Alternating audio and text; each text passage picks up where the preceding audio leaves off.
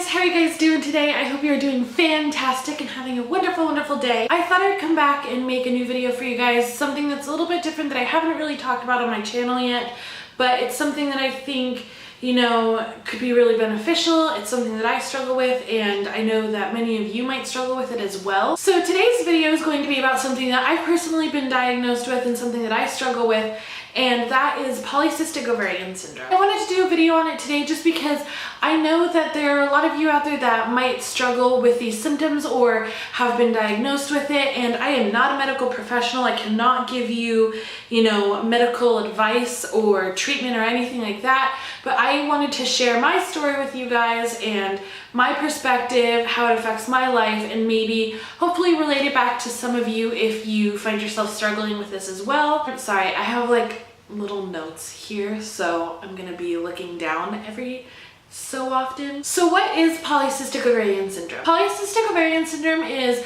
a hormonal disorder that affects your reproductive systems and causes you to get enlarged ovaries with little cysts on the outside of them. And the cysts vary on size, they vary on frequency from person to person, and some people have a ton of symptoms of Polycystic Ovarian Syndrome. Some people don't have very many symptoms at all, and just find out that they have it by going to the gynecologist.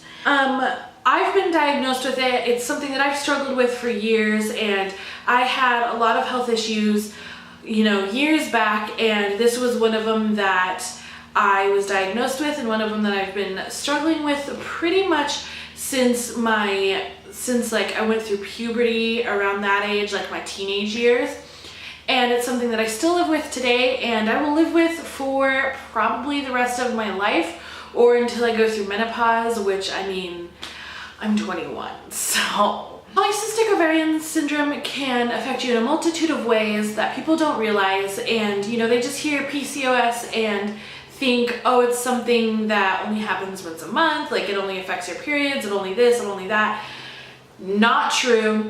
Most of us that have Polycystic Ovarian Syndrome struggle from many different symptoms that last constantly, and I thought I would talk about some of those with you today. So, a short disclaimer, I am not a medical professional. I cannot give you any medical advice. I can't treat you or anything like that. This is just my perspective, the symptoms that I have, the way this affects my life, and I wanted to relate it to you guys. Hopefully it'll help some of you. The symptoms can vary person to person. It's a very individualistic disease, and it expresses itself in a lot of common ways. A lot of us have commonalities, but ultimately every person's body is different, and so everybody's body is going to react to the disease differently. A lot of the common symptoms are acne, obesity, irregular periods, excessive hair growth. I know it can cause irritability, mood changes, and as a side effect of having a chronic disease, a lot of people struggle from anxiety and depression with it, and it can cause a lot of rapid weight gain, oily skin, it can cause hair loss, it can cause fatigue, and one of the biggest symptoms is infertility. For me, I struggle with some of the symptoms more than others. I have been lucky. I kind of outgrew my horrible acne phase, and so now I have breakouts here and there, but I can manage my skin more.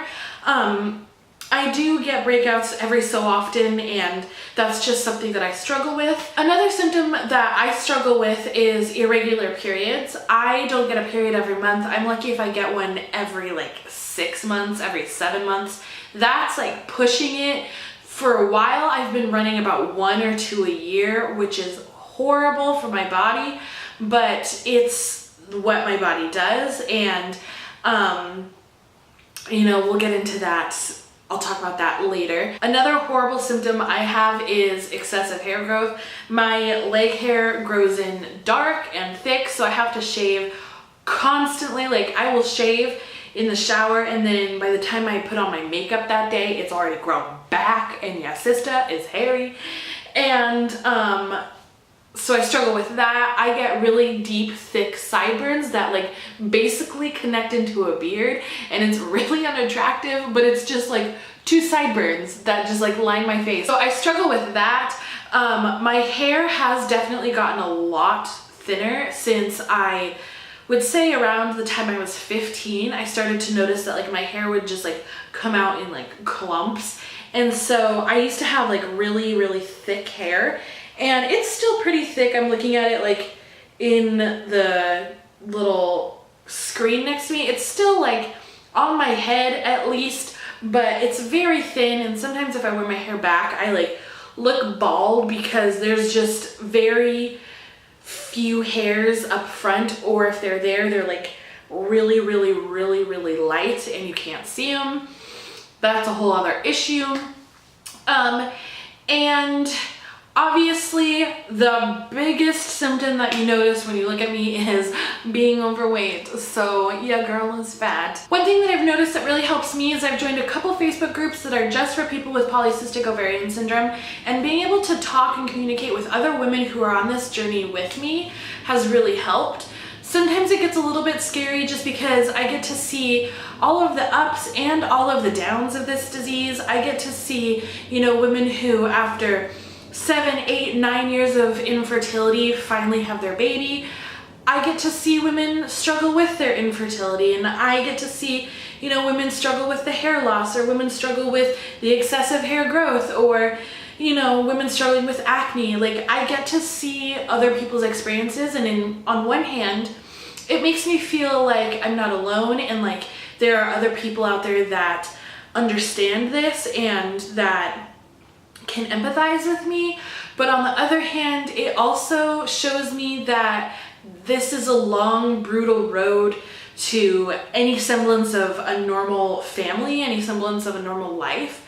And one of my deepest fears is not being able to have my own children.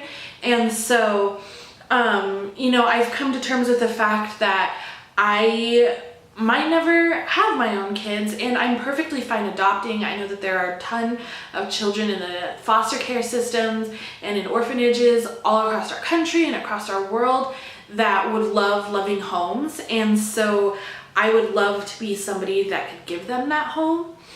But you know, it is something that I still think about in the back of my mind, is never having my own children. One thing that is really important for me in changing my diet and changing my exercise routine is making sure that I'm sticking to a lifestyle that will help my hormonal imbalances, so that I don't put any extra stress on my body, that I don't become more sick than I need to be, I guess. So it's taken me a little while to figure out what that like diet looks like, and I'm still trying to figure all of that out because my body does really good in one thing but then does horribly in something else, and it kind of like contradicts itself. So it's just a balance, and for me it's really important to feel healthy and to feel good, and there will be another video that I post about all of that, all of my thought on that later on. I wanted to kind of talk about this before I even get into that.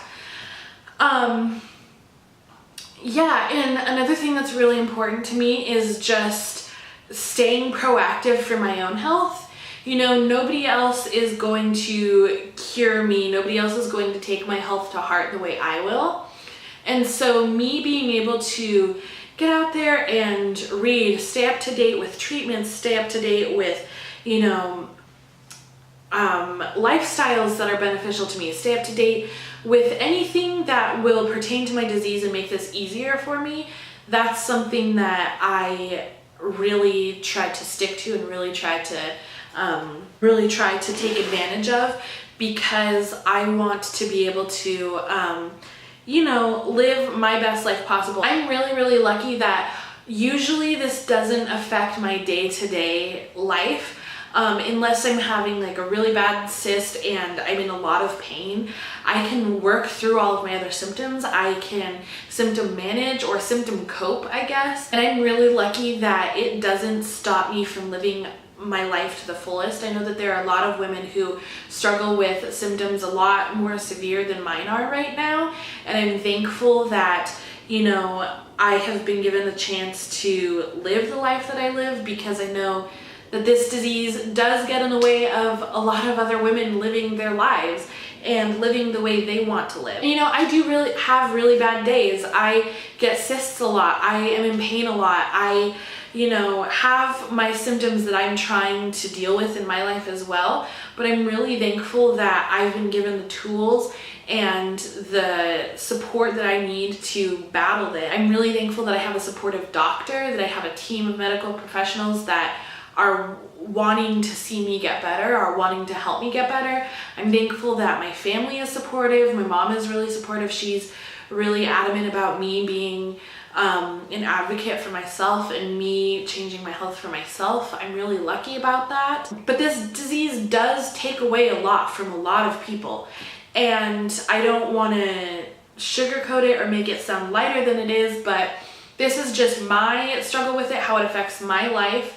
And you know, there are ups and downs, and there are some days where I just look in the mirror, or I weigh myself, or I, you know, think about how much I'm putting into trying to like change my life and change my lifestyle. And some days it just seems so hard because it's like fighting a losing battle, because you have something as strong as polycystic ovarian syndrome working against you, and you don't see the changes that you want to see. You don't understand why your body's not changing the way it should be. You don't understand why you're not getting a period every month. You don't understand why, you know, you're not getting pregnant for the people that are suffering with infertility, or this, that, the other. There's so many things that this disease causes, and so many things that this disease takes away from people, that you know, it's really challenging. It's a really big struggle, and any woman can be affected by it. You know, there's a lot of misconceptions that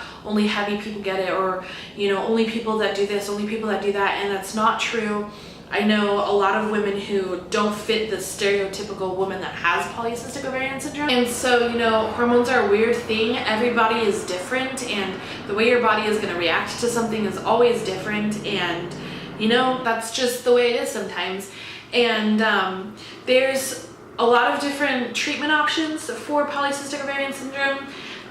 It can't be cured by anything. It can be treated by a healthy diet, healthy exercise plan, medications that your doctor can give you. Your doctor can help you find the best tools that'll help you get better and help you like live a better way, I guess. So for me personally, one thing that I've had to try before is I've had to go on birth control, I've had to go off of birth control, I've had to be put on metformin, and there's like a ton of different medicines out there that help treat this disease.